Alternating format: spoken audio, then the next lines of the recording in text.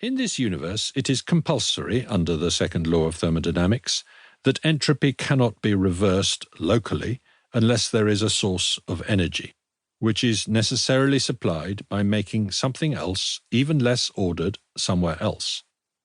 So the entropy of the whole system increases. The power of the improbability drive is therefore limited only by the supply of energy. So long as human beings apply energy to the world in careful ways, they can create ever more ingenious and improbable structures. The medieval castle at Dunstanburgh, I can see from the island, is an improbable structure, and its partial ruin after 700 years is more probable, more entropic. The castle in its prime was the direct consequence of the expenditure of lots of energy, in this case mainly in the muscles of masons who were fed with bread and cheese that was made from wheat and grass that was grown in sunlight and eaten by cows. John Constable, a former Cambridge and Kyoto academic, points out that the things we rely on to make our lives prosperous are, all of them without exception, physical states far from thermodynamic equilibrium, and the world was brought, sometimes over long periods of time, into these convenient configurations by energy conversion, the use of which reduced entropy in one corner of the universe, ours, and increased it by an even larger margin somewhere else. The more ordered and improbable our world becomes, the richer we become, and as a consequence, the more disordered the universe becomes overall. Innovation, then, means finding new ways to apply energy to create improbable things and see them catch on. It means much more than invention, because the word implies developing an invention to the point where it catches on because it is sufficiently practical, affordable, reliable, and ubiquitous to be worth using. The Nobel Prize-winning economist Edmund Phelps defines an innovation as a new method or new product that becomes a new practice somewhere in the world. In the pages that follow, I will trace the path of ideas from the invention to the innovation, through the long struggle to get an idea to catch on, usually by combining it with other ideas. And here is my starting point. Innovation is the most important fact about the modern world, but one of the least well understood.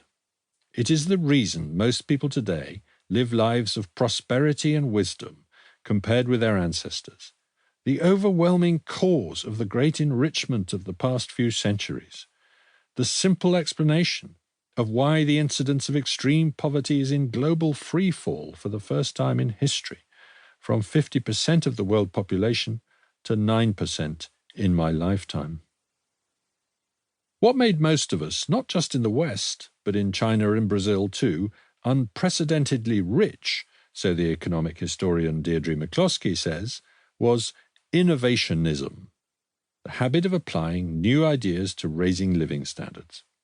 No other explanation of the great enrichment of recent centuries makes any sense. Trade had been expanding for centuries, and colonial exploitation with it, and these alone were unable to give anything like the order of magnitude of improvement in incomes that happened.